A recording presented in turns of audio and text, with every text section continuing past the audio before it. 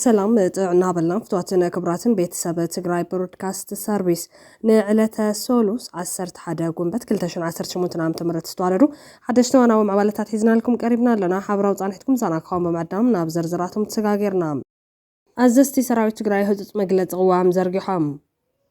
አብይ አሕመድ ብጎኒ በሓደ አደራዳሪኡ መልእኽቲ መሓላሊፎም አብይ ኣብ አዲስ አበባ ንዘለዋ ሰራዊትን ፖለቲከኛታትን ዘሎ ማፈላለያትና መዝመዘ ከይሳነ ይገብር ከም ዘሎ ኣብ ዝንገረሉ ዘሎ እዋን እዮም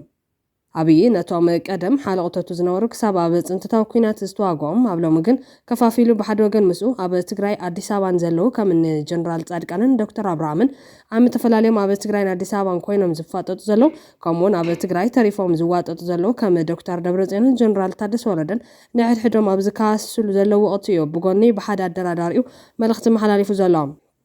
እቲ መልእኽቲ አምባሳደር ፍሳስ ጎዶም ንምምራጽ ጀነራል ጻድቃን ገብረትንሳኤን ፕሪቶሪያ መልኪቱ ቅድማ ዋርሕ ዘልዓሉ ሕቶውን ምላሽ ዝሃበዩ ብዝርዝር ክንርየና ማርያማዊት በዛን ሰዓት ጻድቃንን ላኩሉ ሲል አሰራሩ ስህተት ነው እንጂ ሌላ ትርጉም አልሰጠሁትም maybe ሰውየው የተሻለ የፈጠረው ኢሜጅ አለ ሌላ ትርጉም በቃ ለአብይ አህመድ ስለሚሰራ ብዬ ያላሰብኩትን አሁን ልነግርሽ አልችልም ባህሊ ወገን ኣብ ትግራይ ኢትዮጵያ ኤርትራ ሶማሊላንድን ሱዳንን ዝተፈላለዩ ምዕባለታት ቀፂሎም ኣለዎም ካብዞም ምዕባለታት ሓደ ኣብ ምዕራብ ትግራይ ተኸሲቱ ዝተባሃለ ጉዳይ እዩ ባንኪ ንግዲ ኢትዮጵያ ሕሳብ ባንኪ ብዙሓት ነበርቲ ከተማ አዲስ አበባ ኣጽዮም ነዚያቶም ካልኦት ገደስቲ ምዕባለታትን ሒዝና ኣለና ምስ ትግራይ ብሮድካስት ሰርቪስ ጽንሖም ብቀዳምነት ባንክ ንግዲ ኢትዮጵያ ሒሳብ ባንክ ብዙሓት ነበርቲ ከተማ አዲስ አበባ ኣጽዮም ብሰንኪ መለለይ መንነት ፋይዳ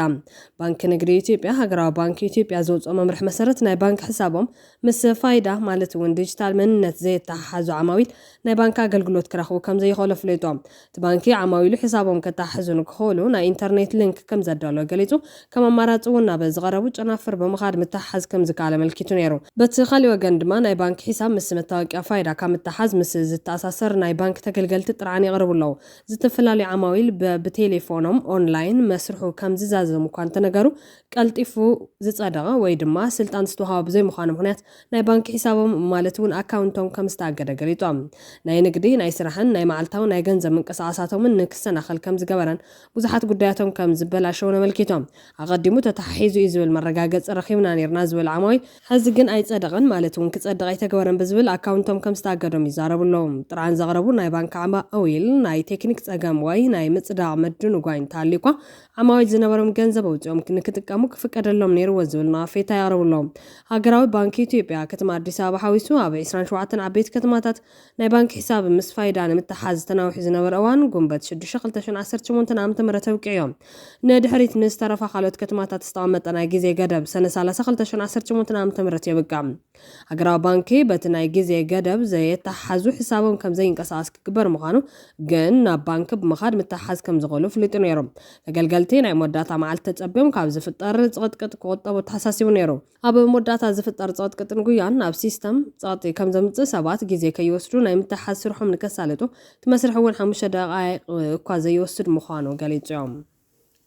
በኻሊ ወገን ኣብ ትግራይ ኢትዮጵያ ኤርትራ ሶማሊላንድን ሱዳንን ዝተፈላለዩ ምዕባለታት ቀፂሎም ኣለዉ ካብዞም ምዕባለታት ሓደ ኣብ ምዕራብ ትግራይ ተኸሲቱ ዝተባሃለ ጉዳይ እዩ ኣብ ምዕራብ ትግራይ ዘለዎ ወረርቲ ሓደ ግብረ ሽበራዊ ዝብል መፀውዒ ዝሃብዎ ውልቀ ሰብ ኣብ ትሕቲ ቁፅር ከም ዘውዓሉ ገሊፆም ኣሎም እዞም ንምዕራብ ትግራይ ዝወረሩ ወረርቲ ኣብ ከተማ ሰቲት ሑመራ ቀበሌ ባዶ 3 ቀጠና 1 ንጥፋትን ናይ ሽብር ልኡኽን ክውዕል ዝነበሮ ናይ ውጋእ ጿር ብብርቱዕ ምክትታል ፖሊስን ልሙድ ብዝኾነ ናይ ህዝብና ሓበሬታን ብዝተገበረ ሃንደበታዊ ፍተሻ መንበር ገዛ ምስ ተጠርጣሪ ኣብ ትሕቲ ቁፅር ክውዕል ኪሎ ላይሎም ኣለዉ በዚ መሰረት ድማ ሓደ ቦምብ F1 ሓደ ሽጉጥ ምስ 11 ፍረ ጠያይቲ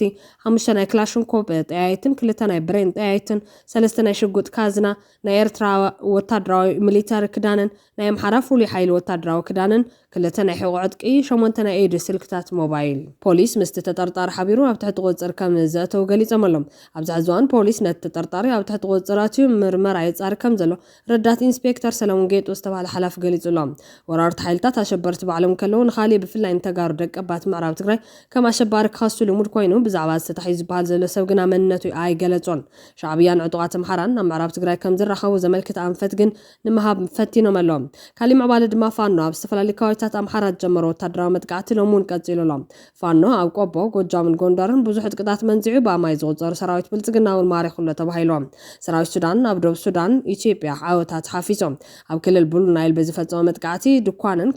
ካርነን ተዋፂሩሎም እዘን ከተማታት ካብ ደቡብ ሱዳን ኢትዮጵያ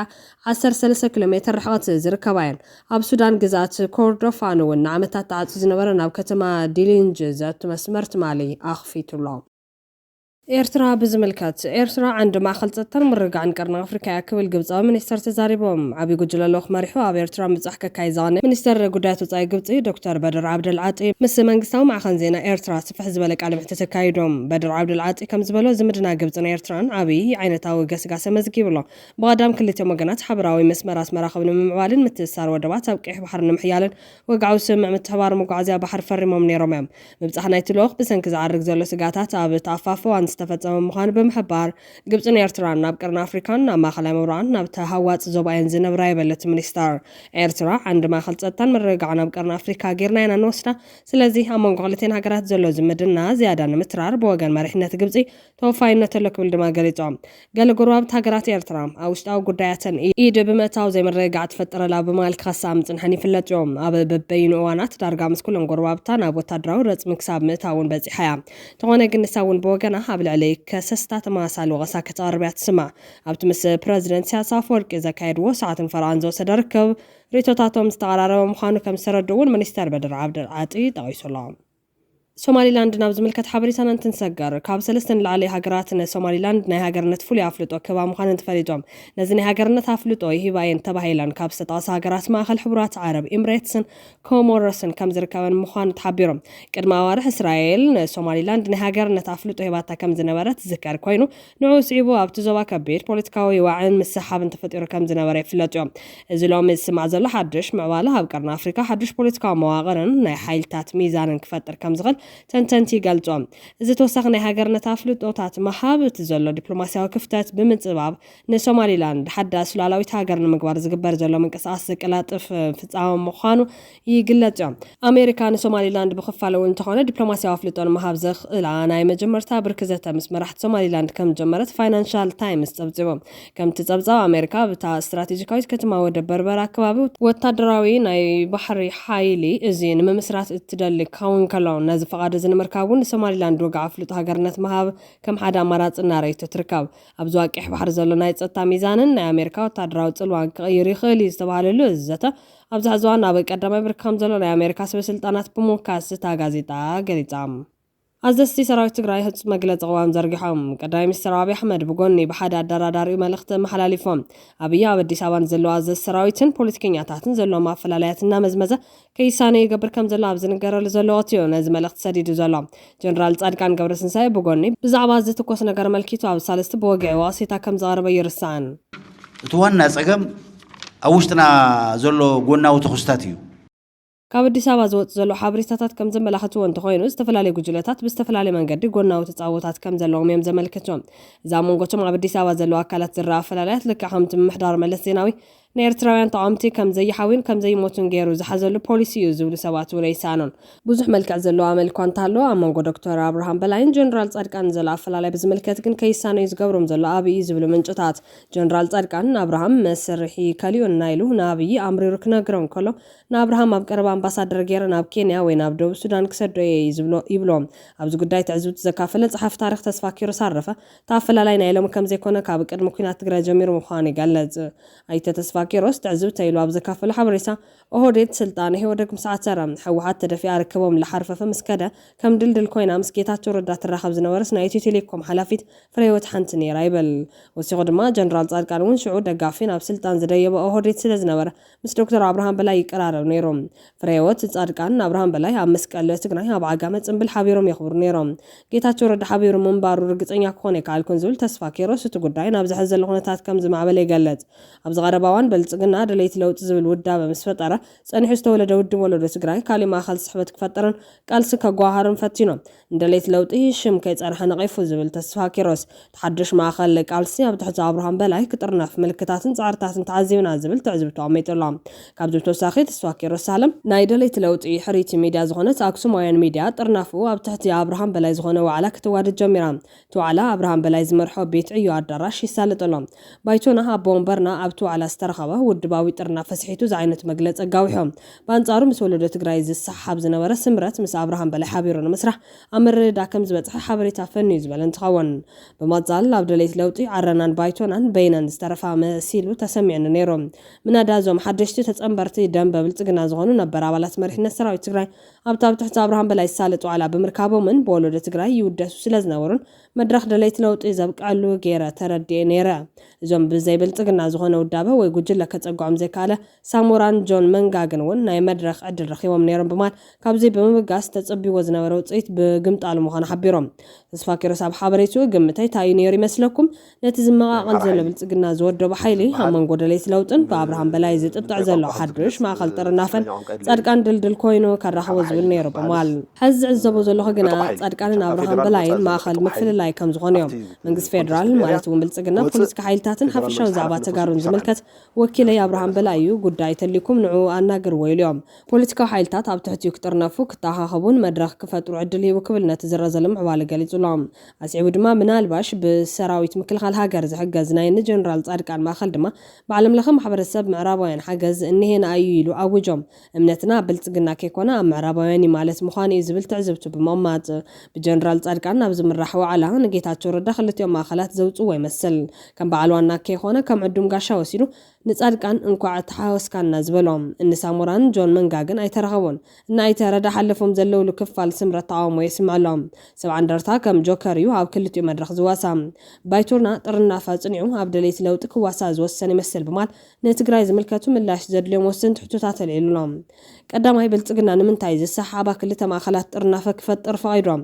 ካላይ ብልጽግና ጻድቃን ምናልባሽ እውን ኣባላት መሪሕነት ሰራዊት ምክልኻል ሃገር ዝሓወሰ ምስ ምዕራባውያን ኮይኖም ስልጣን መሪሕነት ክምንዝዑ ይኽእሉ እዮም ዝብል ሰኸፈት ይህልዎ ዶ ይኸውን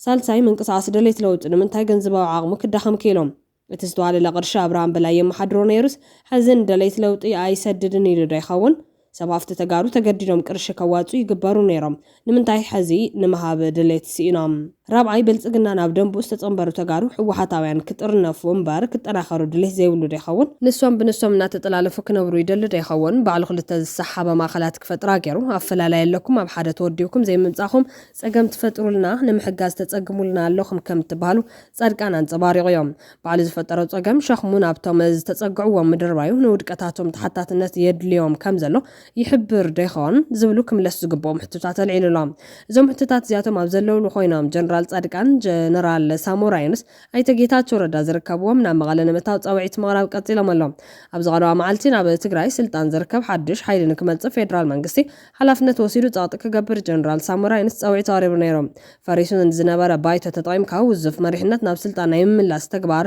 ንህዝቢ ንኸቢድ ስጋትን ጭንቀትን ዝዳረገ ፍጻመ እዩ ዝበለት ናይ ቀደም ናይ ኢፌድሪ ጠቅላላይ ኤታማዦር ሹም ጀነራል ሳሞራይንስ እዋናዊ ኩነታት ፖለቲካ ትግራይ ኣመልኪቱ ምስ ጋዜጣ ወጋሕታ ብትግርኛ ቋንቋ ኣብ ዘካየዶ ቃል ምሕተት ከም ዝገለጾ መራሕቲ ሕወሓት ዘሕልፍዎ ዘይሕጋዊ ውሳነ ህዝባዊ ደገፍ ዘለዎ ንክመስል ብዙሕ ናይ ፕሮፓጋንዳ ስራሕ እኳ እንተተገበረሎም ተሓቂ ግን ካብ ሚእቲ ኣብ ዘይበልጹ ሰባት ብሻጥር ጥራሕ ውሽጢ ንውሽጢ ተወሲኑ ተግባራዊ ዝተገበረ ናይ ውሕዳት ድሌት ምዃኑ ከስሱ ነይሮም ነቲ ተግባር ብጣዕሚ ሕማቅ ክብል ዝተቃወመ ጀነራል ሳሞራ ኣብ ውሽጢ ዓዲ ይኹን ኣብ ወፃኢ ዝነብር ተወላዲ ትግራይ በዚ ተግባር እዚ ኣዝዩ ከም ዝተቆጥዐ ናይ ዝቕንዲ ዕላማ ድማ ስልጣን ንምቕጻልን ካብ ተሓታትነት ንምምላጥን ዝገበረ ተግባር ምዃኑ መልኪቶም ብእምነት ጀነራል ሳሞራ እዚ ናይ ንሕተቲና ስጋት ናይቶም ፖለቲከኛታት ጥራሕ ዘይኮነስ ናይ ወታደራዊ ኣዘዝ ስጋት እውን ምዃኑ ብምብራህ ክልቲኦም ተዋሂዶም እዚ ንከይፈጽምዎ ዝገበረ ምክንያት ተሓተቲ ክንከውንና ካብ ዝብል ስጋት ዝምንጭዎ ከም ዝኾነ ከሲሱ እዮም ፌደራል መንግስቲ ነቲ ጉዳይ ብህዱእ መንፈስን ብብስለትን ክፈትሖ ከም ዝግባእ ዝመኸረ ጀነራል ሳሞራ ህዝቢ ትግራይ ካብ ዝንላዕሊ ነዞም መራሕቲ ክዕገዝ ከም ዘይብሉ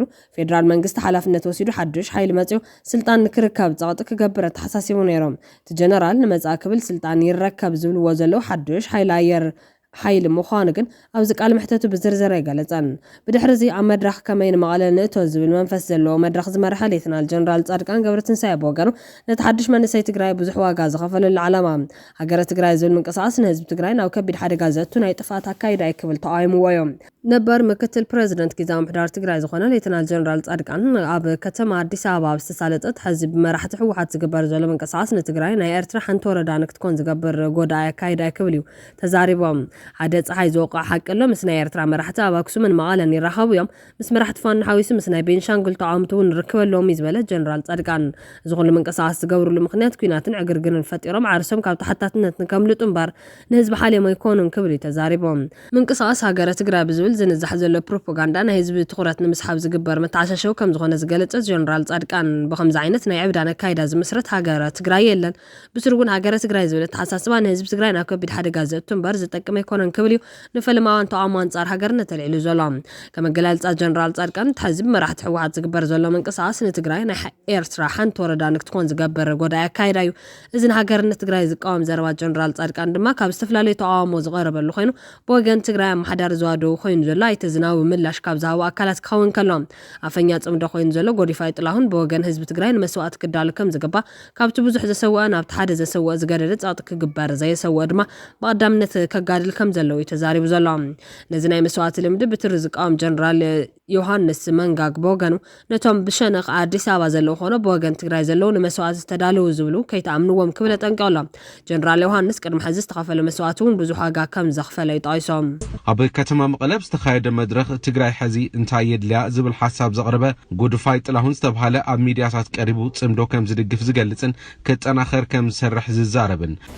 ብሕጊ ብዝተደገፈ መንገዲ ብዶክተር ደብረጽዮን ገብረ ሚካኤል ዝምራሕ ሕዚ ዝተመስረተ መንግስቲ ዘየሰውኡ ስድራ ደቆም ቀዲሞም ንከሰልፉ ክገብር ይግባእ ክብል ድማ ጸዊዖሎም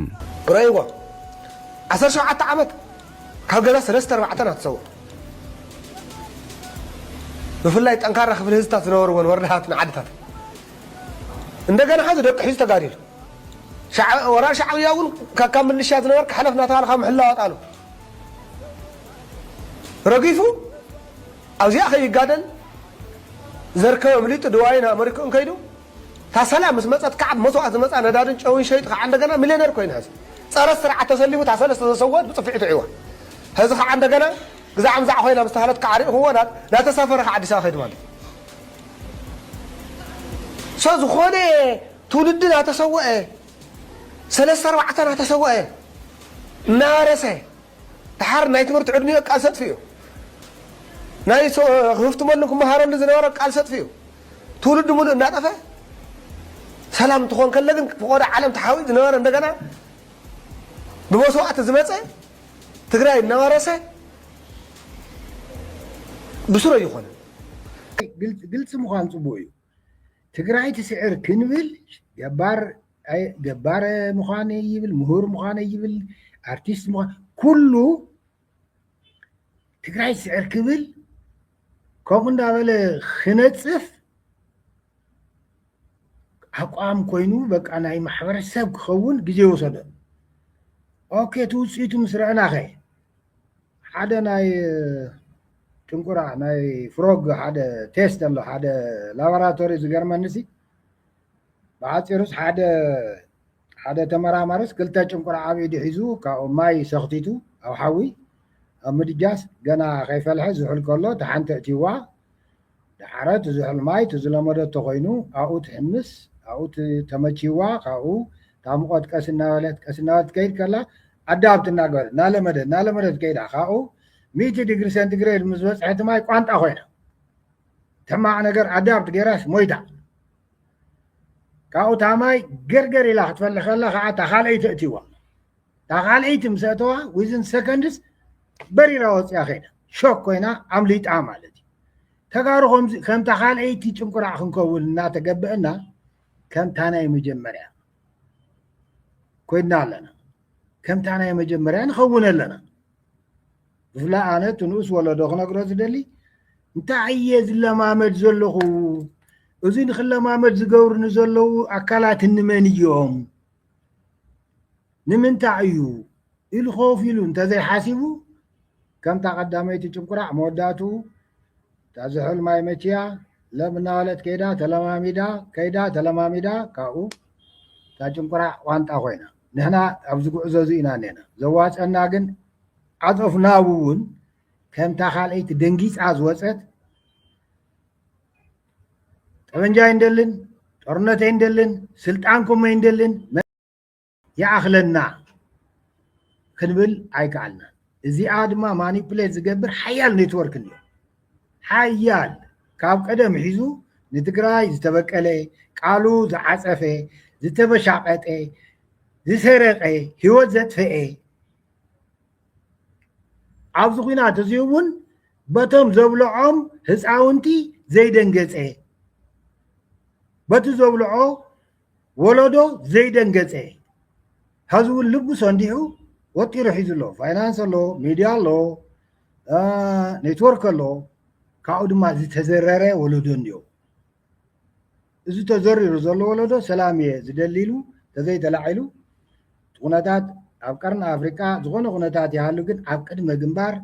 ناي ممكح بدو كان ناي ممكح غناتات ينيون مالينا مسوتي أبتقرا هذا المسألة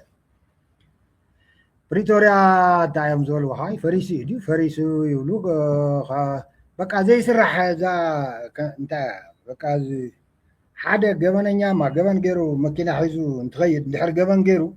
قرو سحيتون سلاز غيد انغولون تعصفون فراچا مبراه يرسئ فراچا انت يبرا يعصف እንደገና فراچا انت يبرا يعصف حتى فراچا انت يبرا نات عصفوني مكرا خوين ابريتوريا زيرنايو فراچا انت يبرا معصف بزحيو بريتوريا خابغو حاتو هزي غونه فريس تول انا يغرمنن خابغو حاتون كابريتوريا تقدم تبيلف مرحت تبيلف زلمدو من نقدي زبحال الله ناي بوليتيكا نقدي كاب زغونه ነገር زتفاخات فيها متراف زبحال ما نشتي بدون تمرحنا ما زتفوت فيه مترافي يزفلت اون نا صره درق قالسي ولدو مل ابلعنا ياو سلطان اطريفو مالتي عفران شوعتن عمد نتقراي هوش نابلنا يبلو مالله هوش نابلو تمرحنت هو النابله عاتريفو سلطان صنيحو تچماليو تاريخو صحفكوا زحادم مرحنتي تاريخو صحف ولودو نامرحو مريح زبل قالس مريح زبل عويته زبل كختباغن دايبال نير مسلكو امراحته وعد قدم ورقه زحازون عشا زحازون حماقيو انتو بلو بقولع حيزة يسمعهم نيرا بقولع تحي مالتي لا then they ended up ورقة كي حزوب بمقبار سلازي اتي ناي بريتوريا نقر اتحزو تام تبيلي في نازول هذي تام تونزف متينا ملينا تخدينا يدي او زيفنا نيرنا ملينا تخدينا عينت زبلو زلو قداي ነገር እድለኛ ታዲያም ነው እንታይ بريتوريا فرمت ينازل تزلعل سلطان توهاو ثلاثه سبات تدميرهم نوم يماچاچو نيرم نمታይ اتم مسسالهم فاندامنتالي كافت مفللايو ኣብ ማእኸል ዝያዘ ሰራዊት ትግራይ መግለጽ ቅዋም ወጽኦም ኣሎም ቅዋም መራርሓን ኣባላትን ሰራዊት ትግራይ መንግስቲ ትግራይ ናብ ስሩሕ ምምላሱ ላዕላውነት ትግራይ ዝረጋገጸሉ ዕድል ዘስፍሕ ክብሉ እዮም ገሊጾም ዘለው ተኸታቲልና ናብ ካሊ ሓበሬታ ክንሰግር ኢና علوت أمرار حسراوي تجري تجرلاي في السابينة ورق عينو تجرلاي تسجاي تكا مالتهون تسجاي ماركسن تجرلاي جبره وتكال أين كم زجلسوهم تجري بعلو حصر جزء تمخاخيرو كابلا على خسارة تحت حصر جزء دما منقصو مليسو ناو نور سرحو بمجمارو تجارلت بمخانات راح زي كونس كم تجارون حقوساتنا بس قداي تجري هذا تجرين سراوي تجرين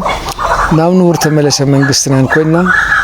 كنملس نخلينا هذا منقصنا بوتو لاسقين أنا قبلنا تلوم لهم يزن نمتى هذا بهذا تمريض لعل خلت نتبي شوعته مليون هذا مريض ودمته يقوله هذا قاونت زي قبلنا تدمع زي منقص زي بهذا تمريض نايوعلو حق زوجون حق زوج زرقة حق زترجم حق زفتصم محاور زلوا أيوه ስለዚህ ቅቡልነቱን ዘለዎ ህጋውነቱን ዘለዎ መንግስቲ እዩ ኢለ ዝኣምን ካብዚ ተወጊሰ ነቲ መኸተ ድማ ዓብይ ርሕቀት መኻዲ እዩ ዝብል ህዝብ ትግራይ ብዛቀረባ ግዜ እና መሪሕነቱን ተማይጡ ናይ መኸተ ዕላማታቱ ዝዕውተሉ መንገዲ መሪጽ ኣሎ እዚ ሰራዊትና እውን ዝለዓለ እምነት ይተቀበልዎ ብተወሳኺ እቶም ላዕለዎት ኣመራርሓ ሰራዊት ከም ዝገለጽዎ ሕዚ ዝተርፍ ግዛኣታዊ መሬትን ተመዛበልትን ምምላስ ኮይኑ እዚ ድማ ግዜ ዘይህብ ብምዃኑ መንግስትን ሰራዊትን ህዝብን ኣብ ናይ ሓባር ዕላማ ረበይብና ጸጥታኦም ውሕስ ብዝኾነ ናብ መረቦቶም ክንመልስ ክንረባረብ ኣለና ኢሎም ሕዚ ዝቀርየና መንግስትና ቦቱ እንድሕር መሊስና ቦታና ናይ ምምላስን ህዝብና ናይ ምምላስን ስራሕ ድማ ወጻለ ዝረአ ይኸውን ነዚ ንምስራሕ እውን ኣብ ዝሓሸ ቦታ ተቐሚጥና ኣለና ሓደ መራሒ ይህልዋ ሓደ ናይ መኸተ ዕላማ ይህልዋ ኩሉ ህዝቢ ትግራይ ሓደ ዕላማ ድማ ሓቢሩ ተቃሊሱ ክዕወት ከም ዝኽእል ምንም ጥርጥር የብለና ካብ ዝኾነ ግዜ ንላዕሊ ዝሓሸ ሓይልን ውዳን ፈጢርና ኣለና ኢለ ዝኣምን ሕጊ ዘውፅእ ሕጊ ዝፍጽም ስርዓተ ዳኝነት ዘለዎ ዝተማለአ ስልጣን ዘለዎ ናይ መንግስቲ ቅርጺ ሃልዩ ተመኸተ ክምራሕ ስለዝገብሮ ተመዛበልትና ዘለዎ ኩነታት ንምልዓሉ ግን ዝኸብድ ነገር እዩ ሕይብ ዘሎ መንግስትና እውን ኣብ ሓፂር ግዜ እቲ ጉዳይ ክንሰኻኸል ተዘጊርና ወዓል ሕደር ተተፈጢሩ ሕዝና ንኸይድ ህዝብ እኮ ይብልና ቀዳማይ ሚኒስትር አብይ አህመድ በሓደ ወገን ኣብ አዲስ አበባ ዘለው በኻሊ ወገን ድማ ኣብ ትግራይ ዘለው ከም ዶክተር ደብረጽዮንን ጀነራል ታደሰ ወረደን ፖለቲከኛታትን ኣዘዝ ሰራዊትን ንሕድሕዶም ኣብ ዝካሰሉ ዘለዎቲ ብጎኒ በሓደ ኣደራዳሪ መልእኽቲ መሓላሊፉሎም እቲ መልእኽቲ ኣምባሳደር ፍስሓ ኣስጎዶም ንምምራጽ ጀነራል ጻድቃን ገብረትንሳኤን ፕሪቶሪያ ኣመልኪቱ ቅድመ ዋርሕ ዘለዓሉ ነጥብ እውን ምላሽ ዝሃበዮም ኣምባሳደር ፍስሓ ኣስጎዶም ብዛዕባ ምምራጽ ጀነራል ጻድቃን ገብረትንሳኤን ፕሬዝደንትነት ትግራይ ዝምልከት ሚስጥራዊ ሓበሬታ ንፈልማዋን ወግዓዊ ዝገበረ ነባር ዲፕሎማት ምዃኑ ኣምባሳደር ፍስሓ ኣስጎዶም ምስ ሆራይዘን ፍሪ ሚዲያ ኣብ ዝገበረ ቃል ምሕተት ዝስዕብ ክሲ ሂቦ ምባሩ አይረሳን በወኪላቸው በጀነራል ዮሐንስ መንጋግ በኩል ተገናኘ ከሌሎች ጀነራሎች በበለጠ በቅርብ እንተዋወቃለን በተባበሩት መንግስታት በነበርኩበት ጊዜ እሱ ደግሞ የኢትዮጵያ የፒስኪፒንግ ኃላፊ ስለነበር ብዙ ተመላልሷል በዛው ጓደኝነት አፍርተናል እና እኔ እሱን ስልክ እንደማልመለስ ያውቃል በተለይ በቅርብ የምታውቂው ሰው እንደዛ አይነት ጉድ ሲሰራ ሞር ነው የምትጸየፊውና ሁኔታውን ላስረዳሽ ብዬ ነው እና ሌላ ሰው ጋር ይደውልና እኔ ፍስሐን ማናገር ፈልጋለሁ ጠቅላይ ሚኒስትሩ እንዳናገረው ጠይቆኛል ስልኬን ካየ ግን እንደማያነሳ አቃለውና ብሎ ነገረ ሰውየው ደወለልኝ ይሄ መንግስት ሊገናኛችሁ ይፈልጋል ለአለቆች ያስተላልፍላቸው አለኝ እሺ ጀነራል ጻድቃንን ብትልኩት አለኝ ይሄ አልቀበለው አይባልም እንደዛ ልክ አንተ በወታደርነት ሌክቸር ላደርግ እንደማልፈልግ ሁሉ በዲፕሎማሲና በድርድር ልትነግረኝ አትችልም በምንም ተአምር ይህንን መልእክት አላስተላልፍም መልእክትህን አስተካክለህና አልኩት ተው አንተ እኮ መልእክቱን ማስተላለፍ ያለብህ አለኝ አይደለም እኔ ያንተ የተራ ኢራንድ ቦይ አይደለም ልክ እንደ ህፃን ልጅ ያሉትን ሄዶ የሚነገር አይደለም ምን እንደማወራ ማውቅ ሰው ነኝ አለቆቼ ደግሞ ተራ መልእክት ሳይሆን ከነምክሩ እንዳይሳሳቱ መልክ ያስያዝኩ ነው በዚህ በማውቃት ትንሽ ጥያቄህን አስተካክለህና ልኡካን ላኩ እንደራደራለን እገሌ ላኩልኝ ግን አይባልም ስለዚህ ሌላ ትርጉምም ሊሰጠው ይችላል ምን ይለኛል ይሄ ሰውዬ በጣም ውጥረት ውስጥ ነው ያለው ሐሳቡ ከቀየረ ተጠያቂ አንተናል ከጻድቃን ውጭ አልደራደርም ብሎ ከዘጋው ገደል ይገባል እንደዛ ብለህ ንገረው እንደዛ አይባልም በነገራችን ላይ ማርያማዊት በዛን ሰዓት ጻድቃንን ላኩልን ሲል አሰራሩ ስህተት ነው እንጂ ሌላ ትርጉም አልሰጠሁትም maybe ሰውየው የተሻለ የፈጠረው ኢሜጅ አለ ሌላ ትርጉም በቃ ለአብይ አህመድ ስለሚሰራ ብዬ ያላሰብኩትን አሁን ልነግርሽ አልችልም። እቲ ኣዘዝቲ ሰራዊትን ፖለቲከኛታትን ዘለዎም ኣፈላላየትና መዝመዘ ከይሳነዩ ይገብር ከም ዘሎ ኣብ ዝንገረሉ ዘሎ ኣብይ ብጀነራል ዮሃንስ መንጋ ገቢሉ ዘመሓላለፎ መልእኽቲ ኣብ መንጎ ሓራ መሬትን ቲዲኤፍን ዘሎ ግጭት ዝምልከት ብዛዕባ ምምፃእ ደብረጽዮን ገብረ ሚካኤል ናብ ስልጣን ከምኡውን ጀነራል ጻድቃን ስለምንታይ ካብ ሲሸልስ ክሳብ ፕሪቶሪያ ኣደራዳሪ ክኸውን ከም ዝተደለየ ዝምልከት እዩ መልእኽቲ ኣመሓላሊፉ ዘሎ። ጀነራል ዮሃንስ ገብረ መስቀል መንጋግ ካብ 2014 ዓ.ም ጀሚሩ ከም መቀራረቢ ወይ ኣደራዳሪ ኮይኑ ክሰርሕ ምጽንሑ ኣምባሳደር ፍሳስ ጎደምን ባዕሉን ዝገለጽዎ ኮይኖም ብዛዕባ እቲ ካብ 2014 ክሳብ ሕዚ ዘሎ ምዕባለ መልኪቱ ምስ ሊላይ ቲቪ ኣብ ዝነበሩ ቃለ መሕተት ድሌት ኣብይ እንታይ ምዃኑ ምስ ከባቢያዊ ኩነታት ተታሒዙ ዝስዕብ መልእኽቲ ኣመሓላሊፉላውን ከነካፍለኩም ኢና። ህወሓት ተወንዚፉ ዝነበረ ናይ 2012 መንግስትነት ናብ ቦትኡ መሊሰለኹ ዝብል ኣዋጅ ሒዙ መጽኡ እንደገና ቀጺሉ እውን ምናልባት ኮንደኾን ካልኦት ሰባት ይቕይሩ ይኾኑ ዋላት ናይ ቀደም መንግስት እውን መጽኡ ዝብል ተስፋ ዝነበሮም ዋላ ካብ ደገፍቶም ከይተረፈ ማለት እየ ኣጋጣሚ ኮይኑ ባዕሉ ደብረጽዮን ገብረ ሚካኤል ፕሬዚደንት ናይቲ መንግስቲ ከም ዝኾነ ብኣዋጅ ኣፍሊጦም ኣለዉ። ስለዚ ፌደራል መንግስቲ እውን ናይ ትግራይ ዝመርሕ ዘሎ ህወሓት እውን እቲ ቅድሚ ሕጂ ኣትዮምዎ ዝነበሩ ውዕሊ ፕሪቶሪያ ብወግዒ ከም ዝፈረሰ በብናይ ባዕሎም መንገዲ ብዝተፈላለየ ቃላት ገሊፆም ኣለዉ እሞ ምናልባት ካብ ዝቐፂሉ ከጋጥም ዝኽእል እንታይ ክኸውን ይኽእል ዝብል ነገር ንብዙሓት ሰባት የገድሶምን የሰክፎምን እሞ كم جنرال يوهانس تخونتات كم يري خايو انت عايز الرأي كعطيلو هذا النجار كم نأتوي نرأيوسكي صبو ما كنات نيرو ما صبو كنات ولا انت زي هالو ناي بتعم ما كنات قنا الله كل تعمت وسيدو كل تعمت مسوسد بريتوريا تغيدو بريتوريا تفلالو تعاكب كا بخمين بريتوريا تغيدو دحر بريتوريا انت عيو خقبر زقبو نيرو زيغاون كونسنسس كي يوصدلو سلطة قبره تزغانا موقع وصا خالي امارات يلن تزغانا دما بريتوريا عقيد وحدات وديقو خمس فرنجي زلو رونغ هاند او رونغ هاندي وديقو ناي كفتمو زي يقولوا اكالات سلازو ودق حزب تግራይ እቲ ብኩናት ተወቃ ህዝቢ ኩናት ዶ ቢልካ ኩናት ዶ ቢልካ ናብ ክእተው ዝግብኦም ስራሕቲ ጨሪሱ እንዲያውም ንመጀመርያ ዓለም ንመጀመርያ ኸውን እዩ ናይ ዘይምእታው ሓያል ሬዚስተንስ ዝተረየሉ እዩ ወለ ብሪቶሪያ በቃ ፀጉዕ ሒዙ كلتا عمت باخينو بزح حساب تخزط طوبيلنا ولا تاوعيلنا قال ما لا يلغشات اي مكريو ناي صباح كينات ملكعتات قنس يكونن حزبنا سدود تتملسو تفنقلت تتملسو ناب هيلينج تتعاتيو ناب ريكونسيليشن تتعاتيو نزي وفي كوين كان تتساري حزب بالو نحنا زفترنا يوم زي كونس علم قوسي ناب سلام نمشققار أو زقبارو منقصقاسات مسترعاي نقرات كلهم أو تقراي برعينهم يوم برقص قالات بخالي ملكو خشتو عداقا يقورو اليوم انتناتهم عداقا افتو مريت خاتعقنا افتو هزبي خاتعقنا من الله يتهز اللي ولدو بخمسيتات سلازي عقم سلازو اسمعوا اخواني كله بدفرات يوم زي كون خشتو زمكرو زغانا غاينو خيدو جن تاودنا ورا حيلي حلافنت هوا حيل نيرو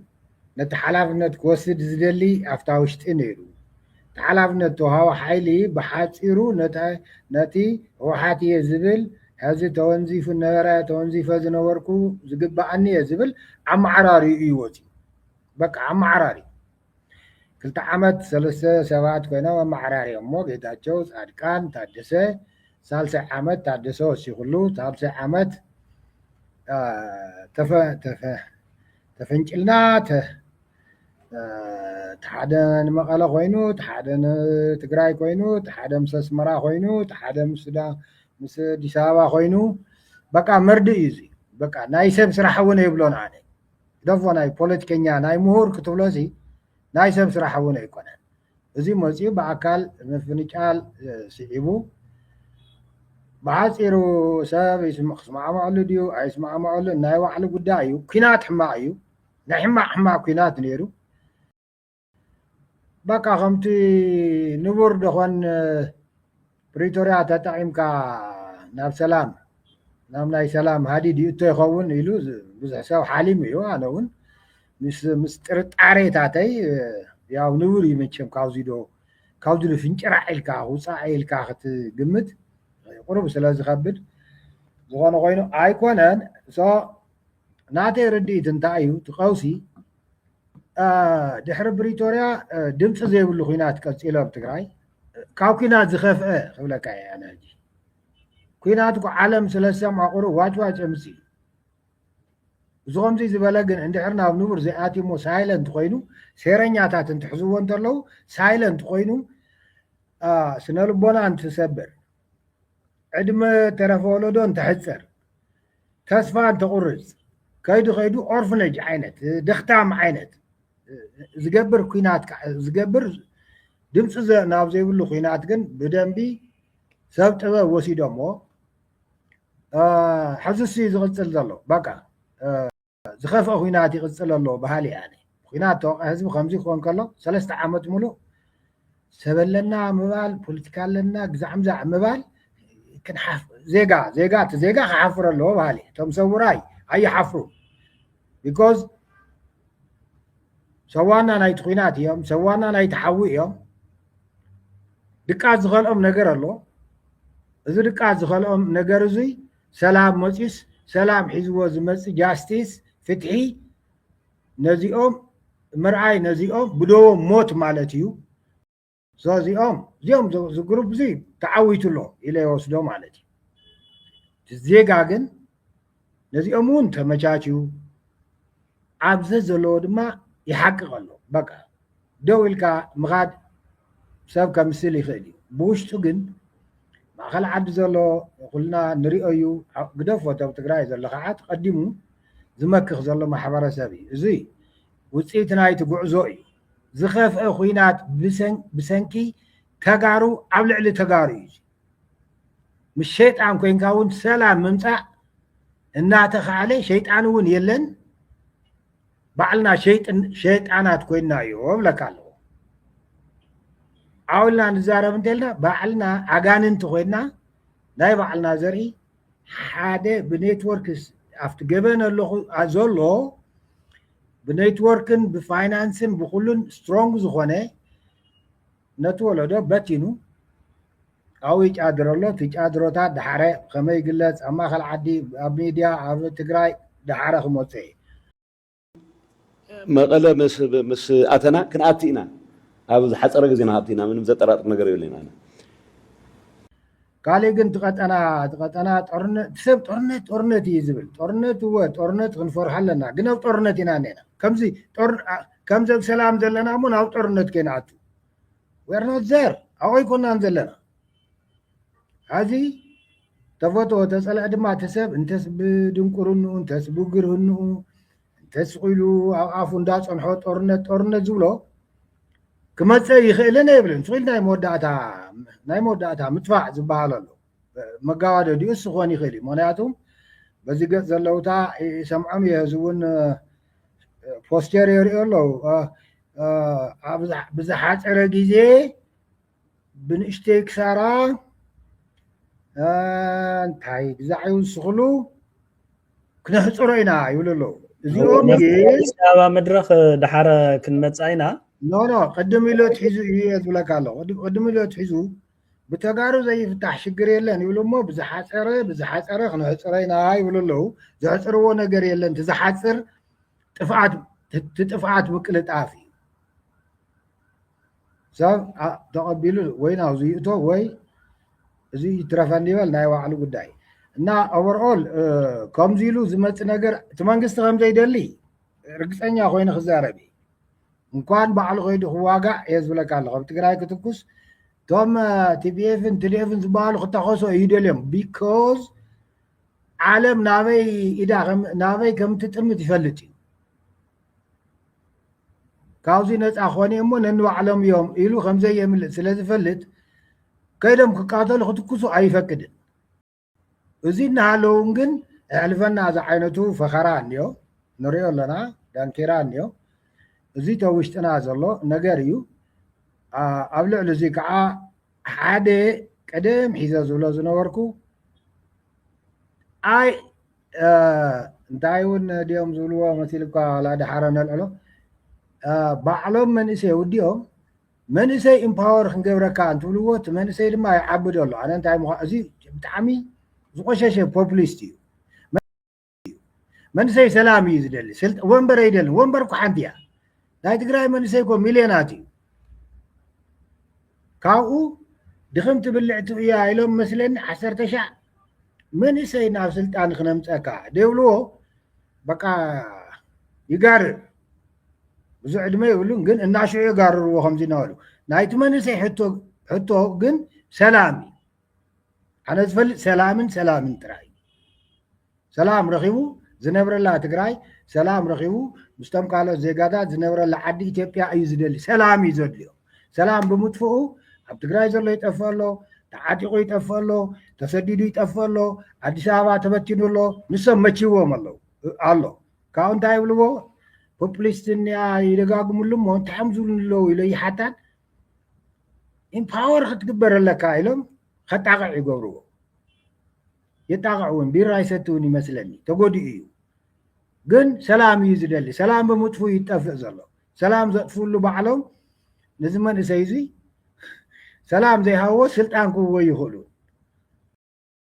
ይችላል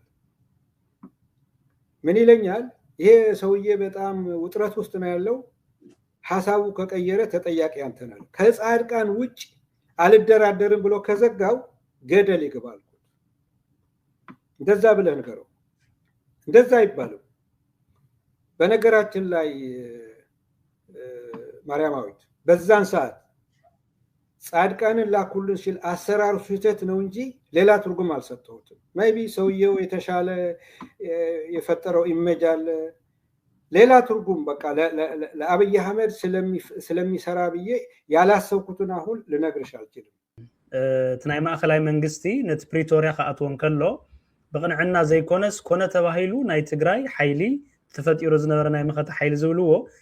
ቀስ በቀስ ንምጉዳል ዝመጽ እዩ ኢሎም እዮም ዝኸስዎ ነት ማእከላይ መንግስቲ መዚያታ ተፈሲረ ጀነራል ንዓኻውን በቀጥታ ትምልከተካ ሕቶ ቅድሚ ሕጂ አጋጣሚ ኮይኑ አምባሳደር ፍሳህ ስገዶም ነት ናይ መኸተ ሓይሊ ኣብ ደገ ኮይኑ ይመርሕ ዝብሃል ናይ TPLF ላዕለዋይ አመራርሓ ማለት እዩ ኣብ ዲፕሎማሲያዊ ወገን ኣብ ሆራይዘን ዝብሃል ሚድያ ናትካሽም ጸሪሑ ቅድሚ ፕሪቶሪያ ዝነበሩ ጉዳያት በቀጥታ ከም ዝደወል ካሉ ቀዳማይ ሚኒስትር አብይ አሕመድ እውን ሊኢኹካ ተደራደርቲ ለአኹልና ካኡ ግን ክትልኡኹ እንተለኹም ግን ጀነራል ጻድቃን ግን ካፍቶም ተደራደርቲ ቁጽር ሓደ ፕራዮሪታይዝ ጌርኩም ክትሰድዎ ከም ዘለዎም ከም ዝነገር ካዮ ገይሩ ገሊጽዎ ኣሎ ብርግጽ ብሽምካውን ይስጣቅሰካ ማለት አይና ኣብዚ ጉዳይ እዚ ማለት ፕሪቶሪያ ሕጂ ነው ጉዕ ዘለና ፈሪሱ ተዋሂሉ ካሊ ኹይናትን ገለመለን ዝመጽእ ዘሎ ምናልባት ንስኻውን ቀሊል ዘይበሃል ፖዚሽን ዘለካ ሰቢኻ እንተናእሰ ፎርማል ዋላ ይኹን ምናልባት በዓልካ ኮንፈርም ክትገብረላ ኢኻ በታ አምባሳደር ፍሳህ ስገዶም ዝበሎ ጀነራል ዮሐንስ ናይ ቀዳማይ ሚኒስትር አብይ አሕመድ መልእኽቲ ክሳዕ ምብጻሕ ኣብ ሞንጎ ኮይንካ ናይ ምድርዳር ስራሕ ትሰርሕ እንድሕር ነርካ ኮይንካ ኣበይ ተበላሽዩ ታ አምባሳደር ፍሳህ አልዒልዎ ዝበሃል ዘሎ ንምንታይ ኢኹም ጻድቃን ገብረተንሳይ ተዚሃሉ ዝድርድርዚ ኣይኸውንን ዝብል ናይ ጅቡቲ ቅድሜን ዝነበረ ድርድራት ማለት ኢና ብዛዕባቱ ዝነበረ ኸይዲ ከመይ ኢኻ ትግምግሞ ካብ ልብኹም ዲኹም ወይስ ተሕጀብ ትግራይ ተፈጢሩ ዘሎ ውዕል ፕሪቶሪያ ከም ዝበልካዮ ኣይ ኩናት ኣይ ሰላም ነይሩ ትሰብ ከም ዝበልካዮ በቲ ናይ ጭንቁር ዓጽቡቕ ዝገለጽካዮ ነገር ኣሎ 2-3 ዓመት ሙሉ ትሰብ ናጠፈ እዩ ነይሩ ሕጂ እውን ንሱ ኢና ንገብር ዘለና ትሰብ ከም ዝበልካዮ ቀልቤ ይብሉን ኣብ ጸገም ዘሎ ሕብረተሰብ ስለዚ እቲ ድርድራት ቅንዕና ስለ ዘይነበረ ኢሎም ይኸስኹም እዮም እሞ مستاني أمباسادر في الساحة قدوم العيلو خسيس كازلو قدايا تحيسكا كن عنا يركم دخم مجمرين هذه تعدي مثلا كاتسب تاي قرطة قتل ناقرز أي زوري تو بروسس تمسرح بملؤ ساعات زني عبي شجر أنا ونوزيني ونس أركان نجيتاچو أو نيرنا زولو خندي بولو زول نورو خندي خفوق بعينهم ترأيو እቲ ፕሮሰስ ምዕራፋት ኣለዎ ናይ ምዕራፋት ሓቅታት ኣለዎ ካብቶም ናይቶም ምዕራፋት ሓቅታት እቲ ዝርርብ ተጀመረሉ ሓደ ምዕራፍ እዩ እዚ መዓዝ መሲልኳ ናይ መጀመርያ ኣብ ሲሸልስ ንኽራኸቡ መንግስቲ ይደሊ ነይሩ እንታይ ምስ ገበረ ይደሊ መሲልኳ ማእኸል ዓዲ መፅኦም ኣብዚ ማእኸል ዓዲ ነበረ ትግራይ ናብ በቃ ኩሉ ሓጢያት ናይ TPLF ይውዳእን እንዲሁ ኩሉ ትግራዋይስ በዓል በቃ ሬበል ተገይሩ ተወሲዱ ኢትዮጵያ ዘፍርስ TPLF ተገይሩ ተወሲዱ ተዘሚቱሉ ኩሎም ኣብ ትኸይድ ዝፈጠርናዮም ናብ ዓዲ ከይትረግፅዋ እናበልና ዝቁሰልናዮም ከም ኣሞራ ነፊሮም መፅኦም ኣዲስ ኣበባ ነቲ ኩነታት ሕንክርክር ኣቢሎሞ ካብኡ ግን ታርጌቶም ትግራዋይ እዩ TPLF ትግራዋይ ነይሩ ዞ ትግራዋይ ዝተኣሰረሉ ኣብዚ ማእኸል ዓዲ ንማእኸል ዓዲ መፅኦም ነይሮም ሆይ እናበልና ተደራደሩ እንትበሃል ኣብ ሚድያ ወፂኻ ብእንግሊዝኛ ዝወዳእኽዎ ጦርነት እንድዩን ምስ መን የደራደር ተባሃለሉ ምዕራፍ ካብኡ በዚ ምድላው ገይሮም ዓጥቂዖሞም እንትኸዱ ኣበይ በፂሖም ዝናይ መንግስቲ ሓይሊ ኣብቲ ቆቦ ኣብቲ ናይ ኣምሓራን ናይ ትግራይን ቦርደር ዝበሃል ካብቶ እቲ ናይ ትግራይ ትዝበዝሕ ሓሊቑ ተሃዲሙ ዝኸድ ፋሒሉ ሃዲሙ ቶም መራሕቲ ጀነራላት ተዓምረኛታት ናይ ኣፍሪቃ ዓይና ገለ ዝብሉ እውን ጥራሕ ኢዶም በይኖም መቐለ ኣትዮም ሽዑ መንግስቲ ስቑኢሉ መቐፀለ ስቑኢሉ ውግእ የለን ግን 200,000 ናይ ኦሮሞ ናይ ኣምሓራ ዝጋረረ ልዩ ሃይል ዝበሃል ነይሩ እሱ ዝረኸቦ እዩ ዝቐትል ካብኣ ደው ኢሎም እንታይ ንግበር ኢሎም ዋ እንተቐፂልና እቲ ወታደር እውን ቁጥዐ እኒሆ ሓረጊተ ይገድፍ ፈላሲተ ይገድፍ ክፉእ ክኸውን እዩ ብድሕረና እኒኦ ዘይንቆፃፀሮ ሓይሊ እውን ንሱ ዝሰርሖ ነገር ጠቕሊሉ መፍርሒ ክኸውን እዩ ስለዚ ይትረፈና ደው ንበል ኢሎም ዶ ቢሎም ይምለሱ እሞ ርክብ ንጀምር ይብሉ ኣብዚ ርክብ ንጀምር ዝብል ክንረኽቦም ንስኻ እውን ዝኾነ ቻነል ሞክር ይብሉኒ ናይ ብርሃነ ገብሮ ኣምባሳደር ብርሃነ ገብሮ ስተስ ኣምባሳደር ፍሳሓ ካብ ቀደም ምስ ፍሳሓ ንፋለጥ ኢና ንራኸብ ግን ስልኩ ሽዑ ነይሩኒ ድዩ ካብ ሰብ ረኺበዮ ጣዕኒ ፍሳሓ ይድውለሉ ምክንያቱም ኣብቲ ወፃኢ ዓርኻ ናይቲ ትግራይ ትስዕር ናይ ዲያስፖራ ንሱ ነበረ ዓርኻ እዩ ሕዚ ኣነ ግን ፈልጦ ሰበይቱ ፈልጣ ብኤና ሰራሕኹ ኒውዮርክ እንትመላለስ ከም ሰብ የኽብሮም ገዝኦም እውን ከይደ ዝኸድ ኩሉ ግዜ ኣሎ እና ኣሜሪካ ብስልኪ እውን ይረኽቦም እሞ ትዝረኸብክዎም ግዜ ኣነ እውን ንኣሜሪካ ይኸይድ ከይደ መፅየ ነይረ ምስ መፅኣኹ ንክልቲኦም ክረኽቦም ብኣካል ደለ ንኣምባሳደር ብርሃነን ንፍስሓን ግን ኣብቲ ናይ ወፃኢ ድማ ግኑን ዝነበረ ዘራስን ኣምባሳደር ፍስሓ እዩ እቲ ሚድያ ዝዕዘቦ ነበርኩ ፍኮርስ ካልኦት እውን ኣለዉ ደው ኢለ ኣብ ከባቢ ሜሪላንድ ኮይነ ደው ኢለ ንዓ ንራኸብ እዚ ጉዳይ ከምዚ እዩ መንግስቲ ክራኸብ እዩ ዝደሊ እቲ ቀውሲ ቅፅለ ይደልን ስለዚ ብኣካል ከዛርበካ ንዓ ይብሎ ይግረምካ እዚ ካብዚ ሜሪላንድ ከባቢ ንኒውዮርክ ሓፂር እዩ ጦርነት እዩ ክልተ ብዙሕ ጉዳት ይገጢምና ኣነ ፍቲ መጀመርያ እውን ኣታበጃዎም ንዑ ግሩፕ ኮይና ሚድያ ወፂና እው ንበል ህዝብና እዩ ክጠፊ ኢለ ኣብቶ ዝሪት መፅሓፍ ኣሎ ተደሊ ሰብ እንተኮይኑ የንውቦ ሓሲ ዝብል እንተኮይኑ እንተደልዩ ብሚድያ እንተደልዩ ብኣኼባ ይመጉተኒ ንዑ ኢለዮም ኣብዙ ዝዓበይኒ ሰባት ኣለዉ ኣብ ትግራይ ኮይኖም ግን ትግራይ ትስዕር ዝገበርዎ ኣነ ይነግሮምን ዓለም ዝፈልጦ እዩ ናብኣ መፀ ግን ኣብታ ናይ ኣምባሳደር ፍስሓ ክረኽበካ ይብሎ ሰላም ንበሃል ስራሕኒ ይጥዕመንን ይብል ታይቲ ጉዳይ እዚ እዩ መንግስቲ ንራኸብ እዩ ዝብል ዘሎ ካብቶም ብትግራይ ገፅ ሓደ ጦርነት ወዲአ እየ ዝብል ተጠሊዑ ጎ ወፂኡ ምስ መን እየ ዝደራደር ዝብል ጦርነት ይመርሕ እየ ዝብል እኮ ጻድቃን እዩ ነይሩ ስለዚ ጻድቃን ቢመጣጥሩ ነው ይለምኒ ዴሊጌሽን ያዘጋጁ እኛ ትራንስፖርት እናዘጋጃለን ቦታ ሪኮመንድ እናረጋለን ከግሩፕ ጋር ግን ጻድቃን የሚመጣ ንምታይ ጻድቃን ዘይጽዋ አይ ጻድቃን እንዲው ወሎ ኮይኑ ጦርነት ፈረንጂ ኧረ ዘይተደራደር እንትብልዎ ወዲ ጦርነት ኢልና ዓለም ትሰምዖ ቋንቋ ትዛረበ እኮ እዩ ኣነ እውን ሓቅኹም ኢለዮም ጻድቃን ይምፃ ናፍቲ ኮማንደር ጻድቃን ጀነራል ጻድቃን ኣብቲ ግሩፕ ኩሉ ሪኮመንድ ምግባር ሓጢያት የብሉ ንሰላም ከዓ ስለዝኾነ ከምዚታት ዝበሉ እቶም ኣብቶም ሚሊተሪ ኣክቲቪና ዝብሉ ዘሎ ምፅዋዕ ንቡር እዩ ዘን ስደድዎም ንብሎም ከምዚ መጀመርያ ንዓይለዮ ብኣካል ይሕሸና ኣነ ጎየው ኮየ ዘለኹ ህዚ ከእውደ ይኽእል እውን ይፅንሐልና ትዝኾንክዎ ባዕለይ ስለ ዝፈልጥ ንዓይለዮ ኣይጥዕመንን ስርሖ ቀዲሙ ማለት እዩ ብስልኪ ከዓ ነግረ እዚኣ ነግረ زيادة حزون رقيس أي زاربا ولك تعدزن صاركان كيوم ود شبر بعفر ودن بيت يبو ولو بس بدسي مديد بسا يوانس مديد بي ودورة تاور مقبة بقندر بلو زلوهم لو كحلتيهم بتحريت كوينة بيا نمتا صاركان زي سوا نمتا كان ندردر قريف كاس إيه كالي دا عرضا يبلني تعي صاركان مال منامن أنا زردني أفتو قوس زعبهم ፍስሓ ዝርድኦን ነንወይኑ ክኾን ስለ ዝኽእል ኣይሓስኩሉን እምበር እንታይ ማለት እዩ ጻድቃን ገለመለይ ንመድላዮም ይወስኑ ጻድቃን እኮ እቲ ንዓለም ቱት ዘበላ ዘሎ ኣዲስ ኣበባ ኣተኹ ኢሉስ ንዓለም እውን ዝነገረ እዩ ኣብቲ ናይ መጀመርያ እቲ ዘራረብ ብዛዕባ ሰኪሪቲ እዩ ከም ጀነራላት እዮም ክህልው ዘለዉ እዚኦም እውን ተመፀ ፅቡቕ ኢሎም ኣነ እውን 100% ኣሚነሉ የስ ይማስት ቢዘር ምክንያቱ ፖለቲካ ግዛዕ ይኮንካ እንተውሪ ቀልጢፍካ ሲስፋየር ኢኻ ተውሪ ሲስፋየር ከዓ ትምቲ ንጡቕ ይእዚ ዘለኹ ዝብል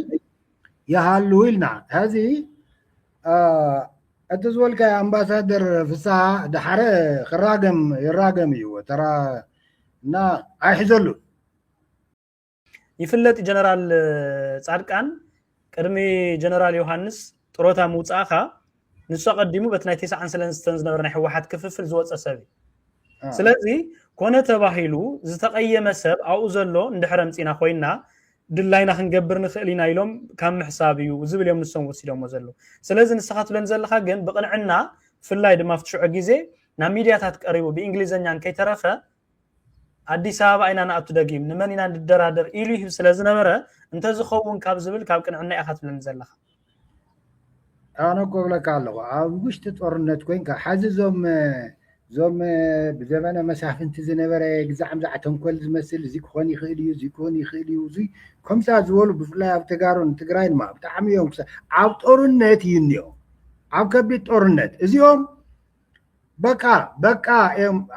ኣነ ኮይ ዛረበ ዘለኹ በቃ ካብዚ ንቕፅልን ኢሎም ደው ኢሎም ካብኡ ግን ታዘይ ምቕፃል ኔክስት ስቴፕ ክኸድዋ ክንዘራረብ ኢና እንደሊ ቻነል ድለ ንዓይ ትረኽቦም ድለ ፊል ፍሪ ኮንታክት ዘም እሺ ዘን ኣነ ክብሎ ዝኽእል ንሶም ኢሎም እንታይ ማለት እዩ ኣብቲ ኩናት ድዩ ኣይኮነን ግዛዕ ምስዑ ግደፎ ዓለም ዝፈልጦ በደባባይ ግን መንእሰይ ትግራይ እውን ልሕስ ዝበለሉ ጦርነት ብላዕለዋይ ኮይነ ይመርሕ ኣለኹ እንዲያውም ተደራደር ኣይደራደርን እናበለካ ካብዚ ዝዓቢ ፋክት ስለዘየለ ሰባት ይልኣኹልና ጻድቃን እውን እንተመፀ ፅቡቕ በሎም ኣነ ድማ ሹር ጻድቃን እንዲሁ ወዲየ ጦርነት ኣም ዘ ሱፐር ኮማንደር ዝብል ዘሎ ድዮ ኣይኮነን ግዛዕ ምዛዕ ሽዑ ከምዚ ይሕሰብን ሕዚ ፍስሓ ወሎ ካልኦቶም ከምዚ ዝሓስቡ ሓደ ሲቪላት እዮም ኣብ ውሽጢ ጦርነት ከምዚ ዝበለ ሕማቕ ጦርነት ታናይ መጀመርያ ዕጡቓት ኣብ መንጎ ዕጡቓት ደው ክተብላ ምስ መን ኢኻ ትዛረብ ተጠሊዑ ኣም ኮማንዲንግ ዘ ዎር ኣነ እየ ዝመርሖ ኣለኹ ጦርነት ዝበለ ገዲፍካ ስልኩም ስደዱ ምባል ጥራይ ስደዱ ምባል እውን ይከኣል እዩ ግን ድርድር እዩ ሳልሳይ ወገን ክህልዎ እዩ ክዝረብ እዩ ምናምን ንሽተይ እውን እየ እናበለስ ኣይኮንካን ክትብሎ ንስኻ ኣብኡ የለኻን እየ የብለካ ኣሎ ብትግራይ ወገን ድማ ኣይኮነን ይሕሱ እዩ ዘሎ ዝበለ የለን ታደሰን ጻድቃንን እቲ ብትግርኛ ለፍደደድ እናበለ እቲ ብእንግሊዝኛ ንዓለም ዝዓወጁ ሰባት እዮም እዚኦም ይምፁ ንርከቦም እዚኦም ዘለዎ ይምፁ very honest ትክክለኛ በወቅቱ ክበሃል ዝኽእል እዚ ካብኡንን እየ ሰላሊ ደሎ ካሊእ ደሎ ብካሊእ ኣጀንዳ ዝውጋዕ እዩ ባህሊ ፍስሓ ኣብዙይ ከም ዝበልካዮ ካልኦት እውን ስማዕ ፍስሓ እንታይ ከም ዝዛረብ ኣም ሶሪ ፋሚሊ ኣለዎ በዓልቲ ገዝኦ ኣለቶ ደቂ ኣለዎ ትዛረብ እንተለኹ ፋሚሊ እውን ምዃኑ ፈሊጠ እየ ዝዛረብ ትንሱ ተዛረቦ ግን ስብሓት ተዛረቦ ዝበሎ እዩ ተዛሪቡ እምበር ኣነ ንሱ ንፋለጠሉ ባይዘወይ ሓንቲ እቲ ሰማይ ኣይመፅን ምስ በለኒ ናብ ኣምባሳደር ብርሃነ ከዓ ደው ኢለ ስልኪ ኣብዚ ከዓ ቨርጂንያ ገለ እዩ ነይሩ መስለኒ ኣበይ እኒኻ ኣብዚ እኒኹ ንዓ ፅቡቅ ኢሉ ብኣካል መፅኡ ምስኡ እውን ዘውጓዕናዮ እዚ እዩ ድዓ ንኡ እውን ነጊረ ፍስሓ ቅድሜኻ ንፍስሓ ንኣምባሳደር ፍስሓ ደው ኢለሉ ኣይጥዕመንን ኢሉኒ ድሓር ድማ ብስልኪ ግን ነጊረዮ እታ ንፍስሓ ዝነገርክዎ ንኣኻ እውን ክነግረካ ንሕና ህዝቢ ንጠፊእና ኣለና ንጠፍእ ኣለና ሕዚ ቀልጢፍና ከፍ ንበል እንትብል መንግስቲ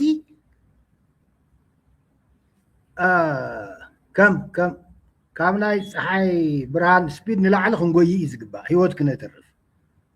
እዚኣ ኢለዮ ንስኻ ድማ እዚኣ ንኣኻ እውን ነጊረካ እኒኹ ንገሮም እቶም መቐለ ኢለዮ ነጊርዎም ሕዚ ብርሃነ ከምኡ ኣምባሳደር ብርሃነ ንምንታይ እዚ ግዛዕምዚ ኣይበለንን ወእንተተረፈና ይሕይሽ እዩ እንዲያውም ካብኡ ተረዳእኽዎ ምስ ካልኦት ሪዘርቬሽናቱ ወፅቡቅ ክነግሮም እየ ኢሉ ደን ንሲሸልስ ጻድቃን ተዘይተጋግየ ጀነራል ጻድቃን ጀነራል ታደሰ ዘለዎም ግሩፕ ሰሪዶም ካብዚ ድማ ማርሻል ብርሃኑ ዝሓዞ ቡድን ከይዱ ተዘራሪቦ ኣብዚ ኣምፂኻ ሕዚ ገለ ከምዚ ኢሉ ገለ ግዛዕምዛዕ በቃ ኣነ መተዛረብኩ ግን ነፍሳ ጥራሕ ስለዚኾንኩ ዝዛረቦ ንሰበይቱ ይፈልጣ እየ ንደቁ ንቤተሰቡ ስለዝኸውን ኣብዚ ጠጠው ከብሎ ዝደሊ የኽብለካ ደለ